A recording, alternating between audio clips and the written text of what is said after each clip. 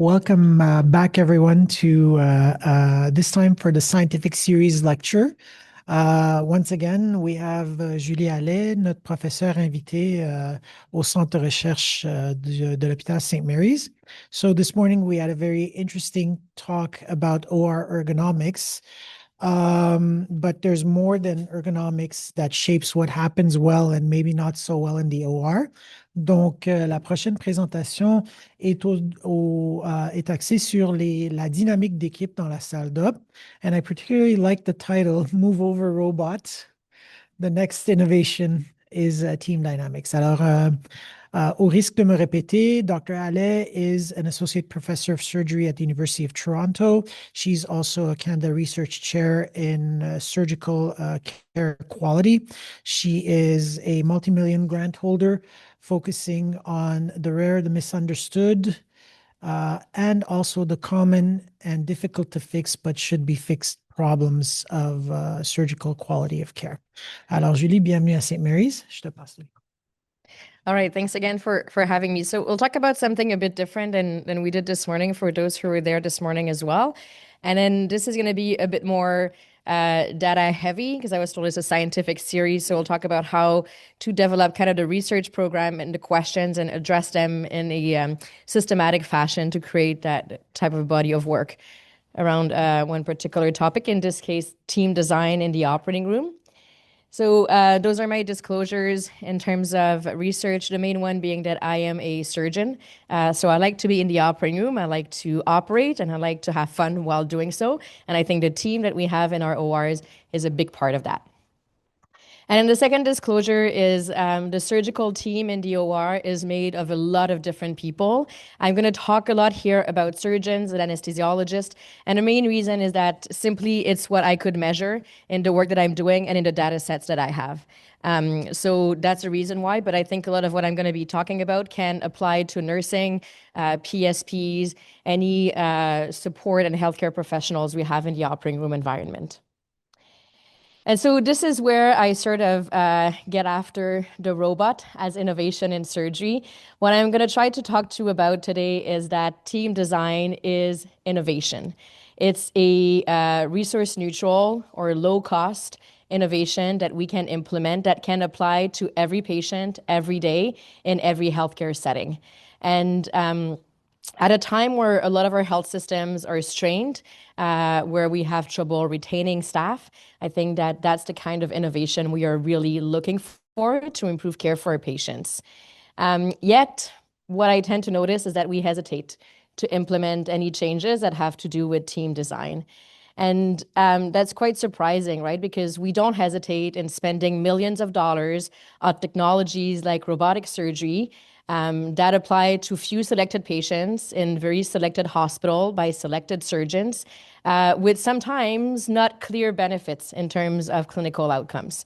It's much more difficult for people to implement change when they involve reorganizing the way that we work, touching on surgical and work culture, or the way that people perceive their roles in a professional environment.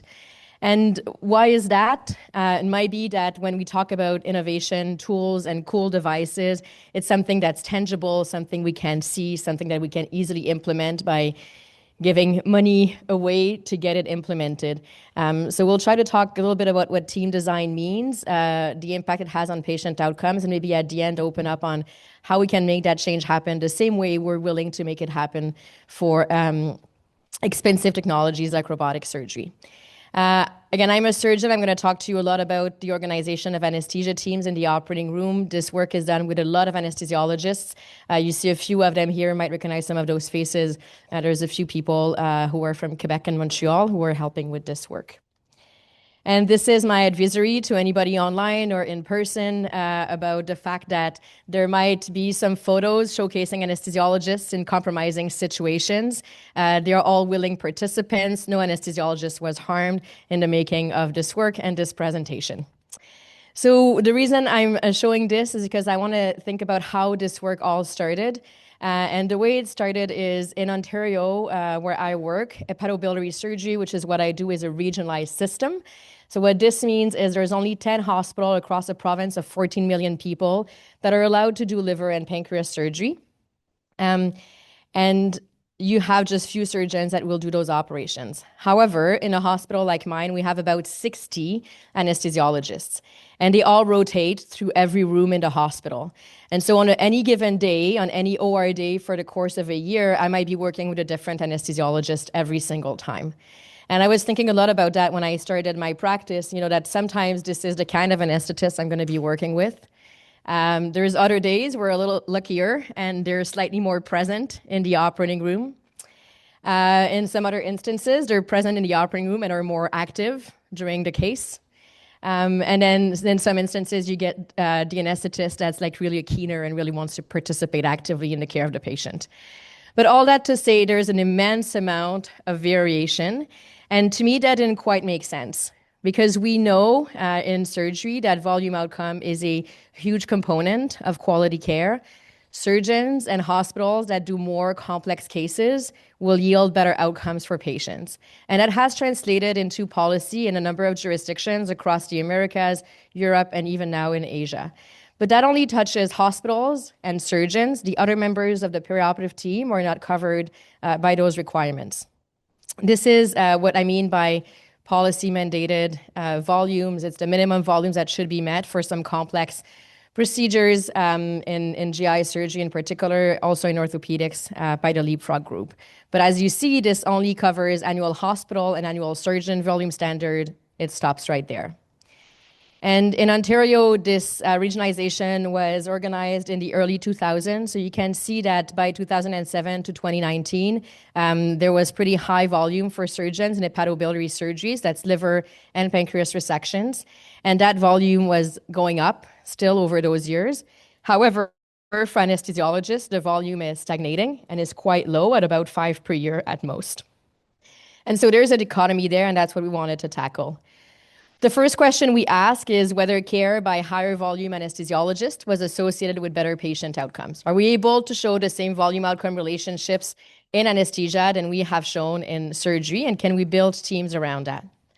So I was able to use our population data sets in Ontario. We're lucky all the public healthcare data is together in one clinical institute. So we can link all of our data sets. So every healthcare encounter will be recorded in there, as well as vital status, et cetera. So we're able to know which surgeon, which anesthesiologist cared for which patient on a given day, the procedures they did, how the patients fared after, and so on. And so with this, I looked at initially esophagectomy, pancreatectomy, and hepatectomy, all done in Ontario over about a 10-year period. And what we did is we looked at the volume of the anesthesiologist when the patient came in the room. So for a given patient on a given day, how many cases had that same anesthesiologist done in the year prior to operating on that patient? So that was kind of a dynamic measure that accounts for the fact that some people will take leave of absence or may just be starting their career and so on. And what we realized is if an anesthesiologist does more than 6 of those procedures per year, there is a reduction of 24% in the odds of major morbidity at 90 days for those patients. So that's quite significant. And I understand volume is a proxy for other things, but it's a number that we have, something we can measure and we can aim towards. So that's what we initially did. And I presented that to different people and in different fora. And what I was told is, yeah, that makes a lot of sense. And that's right for most places, but not my hospital. In my hospital, we're all good. Like we have high volume. It's the other ones that are the problem. So I'm like, okay, sure. Let's look at this. So then we look at what happens at the hospital level. And what we did is we looked in each hospital that does hepatobiliary surgery across Ontario, what is the percent of patients that receive care by a high volume anesthesiologist? So what we ended up seeing is that there's a lot of variation. What you see here is on the x-axis is the volume of the hospital, so number of cases they will do per year. And on the y-axis is the percent of patients receiving high volume anesthesia care. And anything that's between the two gray lines is sort of would be variation expected by chance alone. Anything that's outside those gray lines are outliers. So meaning that the variation is more than you would expect by chance alone. There's a reason why those patients are not seeing high volume anesthesia care. And we were interested in seeing like what would drive this. And what we ended up doing is those hierarchical multivariable regression models to see what's the role of the anesthesiologist and the hospital and whether a patient will receive high volume anesthesia care.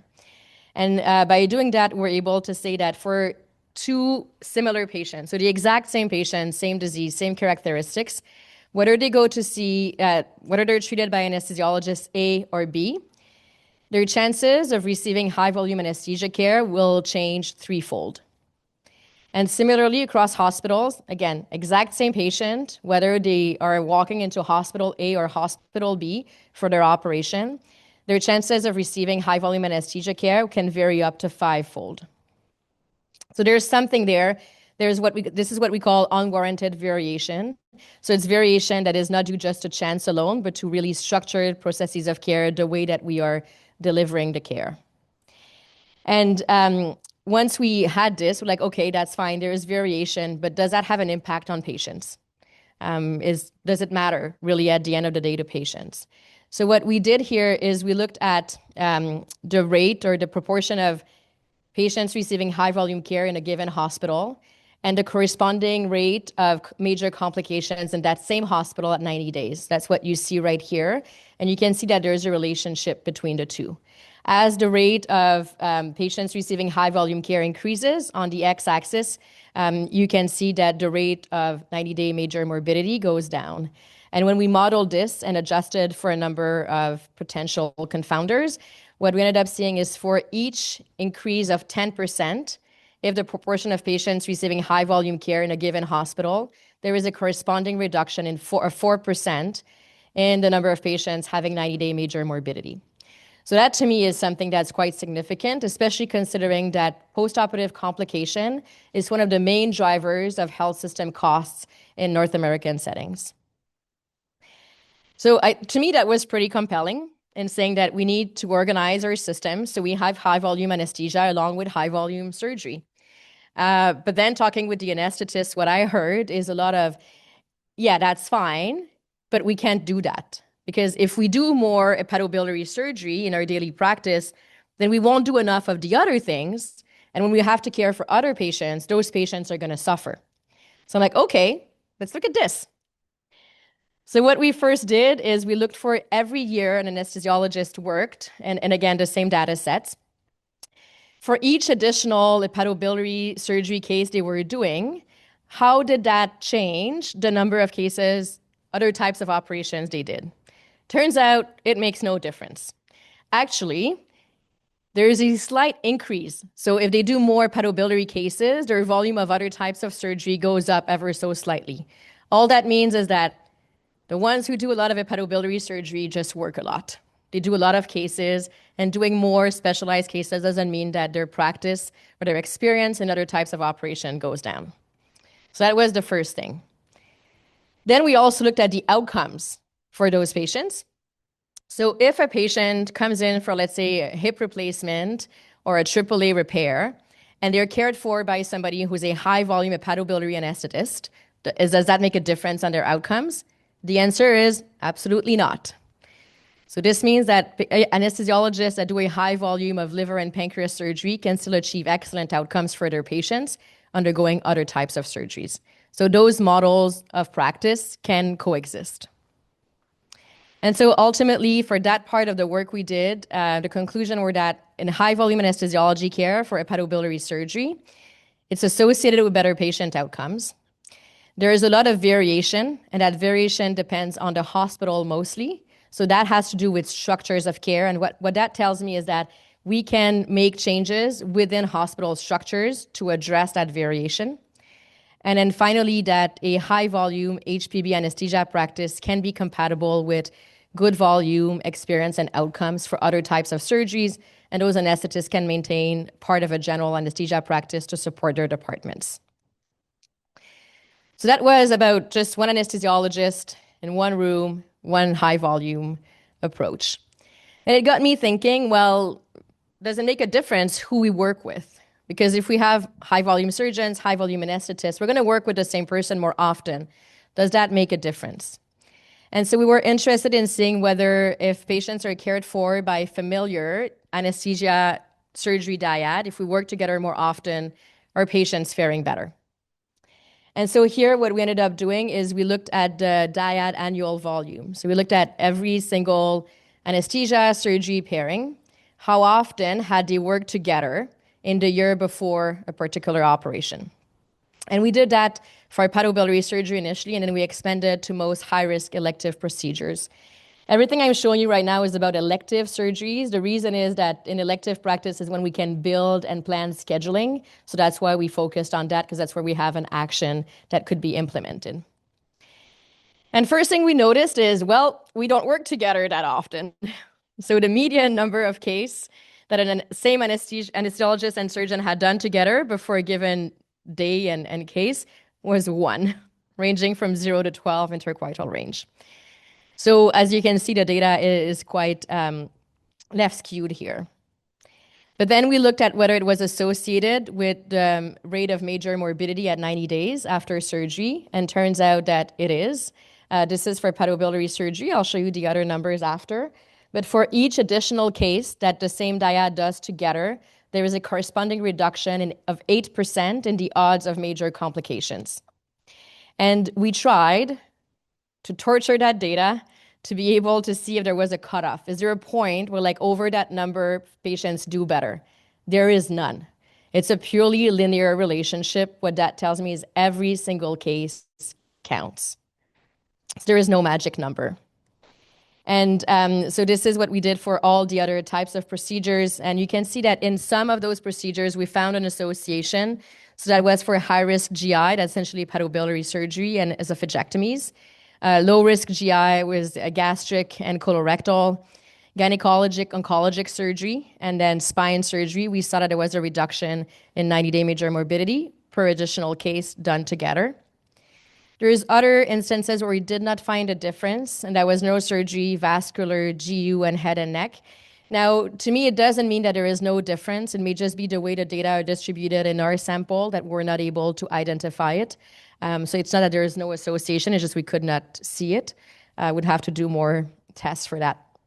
And then there were a few procedures where we found no difference, but the reason is probably because people are already working together a lot. So cardiac surgery, at least in Ontario, has a dedicated cardiac anesthesiologist. So the ratio of high volume dyads was very high. Orthopedic surgery was the same thing. We have centers that do knee and hip replacements that are dedicated in Ontario, and they have a specific set of anesthesiologists that works there regularly. And in lung surgery, in the thoracic center, there is a requirement to have thoracic trained anesthesiologists.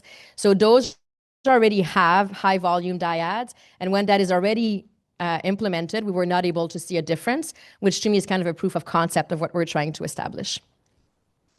And so I already mentioned, like, every single case counts. There is no magic number. It's just about getting people together in a room. And then why is that? Why did we see this? I was quite interested in this, and so I did a lot of reading about psychology, business, team designs, and team dynamics. And it's interesting because it speaks to what we all feel when we talk about this. I asked my favorite crowdsourcing platform, Twitter, what people thought they needed. So what is it that they look for in an anesthesiologist or a surgeon to work well? And this is what I initially got. So there was a lot of, like, communication, right? That's what we all think on top of our head. Once we go past that sort of communication, which is probably what's very obvious, there's lots of other things that are coming forward. Being on the same page. Being on the same page goes beyond a checklist. The adaptability in a difficult situation, the responsiveness. And what that all speaks to is something called transactive memory systems. And so that's a principle that's well known in different fields, including in business and psychology, where we have a group of people, in this case a dyad, that works together often. You develop your own set of norms about what are your tasks, what are your roles, what's your culture, and you're better able to be cohesive, to work together, to offer help, to accept help from somebody else. And that doesn't only matter when something really bad happens in the operating room. It also matters for all the small things that make things run more smoothly. We're able to follow protocols, to follow pathways more easily. And that transactive memory systems concept turns out has been studied in the operating room, and there's a few qualitative studies on this. And what they found is when those transactive memory systems were in place, the anesthesiologists and the surgeons felt that they had better effectiveness in their job, and they also had better job satisfaction. So this is very important when we talk about retaining people in the field and building good teams. And ultimately, it comes down to this concept of team design that was put together by Professor Hackman, who's a business psychology professor at Harvard. He's passed away now, but if you're interested in hearing more about this concept, there's a great podcast by Adam Grant, who's one of his mentees that speaks to that, where he uses the concept of the miracle on ice with U.S. Ice hockey team a number of years ago, and how that team was not the best team on paper, but was able to work together because they were well designed to win. And ultimately, what this says is that it's not trust that matters in how a team works. Trust is actually the byproduct of a team that is well designed, that works well together, that achieves success. And because they achieve success together, then trust ensues, not the opposite. And the way I read this is it doesn't matter how many pizza lunch we have with the anesthetists or with the nurses, how many times we get ice cream breaks paid for by corporate. What is important is to get people together in the room. There is no trust exercise or a team building evening that is going to make up for a team that is unstable. So you can look at this more in details if you're interested. But ultimately, to me, this means that the surgeon anesthesia team, when we're familiar with each other, when we work together more often, we can achieve better outcomes. And that this cannot be mitigated by protocols, by pathways, or by policies. There is nothing that makes up for people who don't work together often. And then most recently, that's our most recent set of data that we're writing up right now, is we looked at what organizations care about, which is money, and whether this has an economic impact. And so in terms of high volume anesthesiology in liver and pancreatic surgery, and I think if we did that in other fields, we would probably find similar outcomes. Care by high volume anesthesiologists associated with a 4% cost saving at 1 year after surgery. And in terms of the dyads, for each additional case that is done together, there is a corresponding 1% cost saving at 1 year after the operation that is adjusted for all sorts of potential confounders. And so that's about the team, people working together. Now, the other thing I wanted to see is if there was other characteristics about the team that could impact outcomes. And there's been a lot written up, including work that used our data sets in Ontario about the sex of the surgeon and of the anesthesiologist, and sort of suggestions that if you have a female surgeon, there can be better outcome for the individual patient. Now, I didn't really like this, not because it's bad work, it's excellent work, it's very well ran, but it pins people against one another. And I don't think that the question here is whether somebody comes to me or to my male partner, whether they're going to have a better outcome. At the end of the day, this is about this concept of diversity bonus and building teams that are diverse so that everybody can benefit from it rather than the individuals within that team. That's a concept from Scott Page. It's actually super interesting if you want to look at that book. He does lots of business modeling to show how diversity can actually benefit teams, performance, and quality indicators in different fields.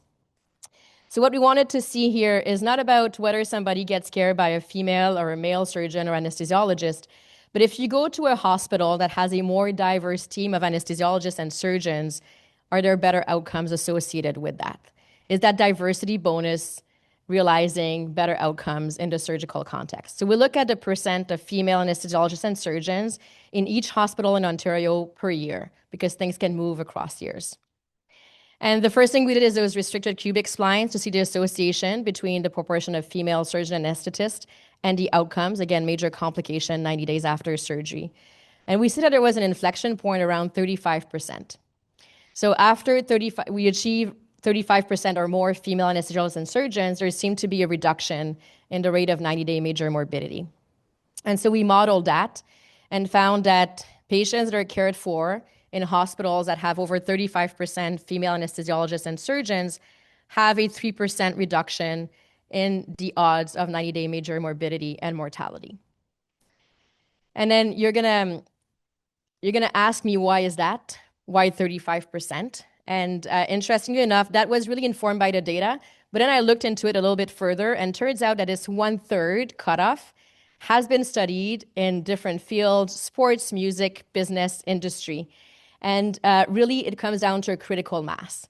Is that if you have only one or two people that are representing an underrepresented group within a larger group, they may not have the ability to speak up and to contribute their unique perspectives. You need to have a critical mass of people so that they're able to contribute significantly and impact the performance of the team and the environment. And that's what happened with this 35%. And I want to acknowledge here that what we measured here is sex, because that's the thing that we were able to measure in our administrative data sets. But I think that there is a lot more that has to do with diversity, and every unique perspective that's contributed in a team can make the same difference. And so I wanted to finish by just some reflection about how we go about implementing changes based on these data. And the question I get asked every time I present this to leadership is like, okay, can you now do work to study what is it that high volume anesthesiologists do differently? What is it that familiar dyads do differently? So we can identify these items and then implement them to make up for it. And my answer to that is you cannot put expertise and you cannot put familiarity in a bottle and then get a good drink of it before you start a case and suddenly have the benefit of being a familiar dyad when you're working with an unstable team and people you've never met before. You cannot make up for unfamiliarity and for an unstable team. You really have to just do it, like Nike would say, get people together in a room. That's how you reap the benefits of familiar teams and stable teams. And so going back to what we talked about at the beginning, I think that the way that we design our teams can make a big difference in outcomes. In this case, what we've studied is high-volume surgeons. That was done in the prior decades. We added to that high-volume anesthesia, familiar or stable teams in the OR environment. This is something that's modifiable. It is a care structure. We can act on it at a system level, but also within each hospital. It is within our reach. We would be able to do those changes. And it's associated with better outcomes and with cost savings. Seems like a no-brainer, right? Right. At least that's what it seems like to me. So I think that, to me, one of the most powerful innovations in surgery right now, and I studied HPB because that's what I do, so it's a very selfish perspective, but I think it applies to a lot of other fields as well. It's a resource-neutral intervention, and it has broad application. It's not only a select group of patients, it applies to everybody that shows up in the operating room without selection. So where are we going with this next? What we're doing right now is sort of seeing how this can be implemented. So we're running an environmental scan of models of care and anesthesia across Canada to see how departments are organized, to understand how changes would need to happen. We're also running qualitative interviews to hear from the stakeholders what this means for them, what are the barriers to implementing those changes, so we can take that into consideration in building new models of care. And finally, we engage policymakers in knowledge translation. So for Ontario, it's Cancer Care Ontario right now that is reviewing and revising the requirements for hepatobiliary cancer care. And so in that, now they want to include requirements for anesthesia care. So that's going to be one of our initial sort of policy translations that we're going to have. And then eventually, what we're looking at too is potentially running a trial, because we have the impression that those culture changes are hard to make if you don't have hard data. There will always be people arguing that this is retrospective data. It is biased. And yes, it is. It's only associations. There's no causality. So we are looking at a potential step wedge randomized trial that could be run in Canada and internationally. And we have a lot of buy-in from different countries for that. So that's what I wanted to say. Well, how do we move forward with this? We studied robotic surgery. We have in hepatobiliary for something like a Whipple procedure, data that shows non-inferiority. It doesn't even show superiority, and it is being implemented across the world to the cost of millions, if not billions of dollars. And here we have a cost-neutral, low-resource intervention that has association with better outcomes that we could implement across the board in many centers, and we're not doing it. So that's the question I wanted to pose today is, how do we make this happen? Should we make it happen? Do we need more data? What is it? What is our next step? And so this is the team that I work with. This work is supported by the Algenave Funding Plan Innovation Fund at Sunnybrook and Canada Research Chair that I've held for the past year. That was it. I hope that was helpful. Thanks.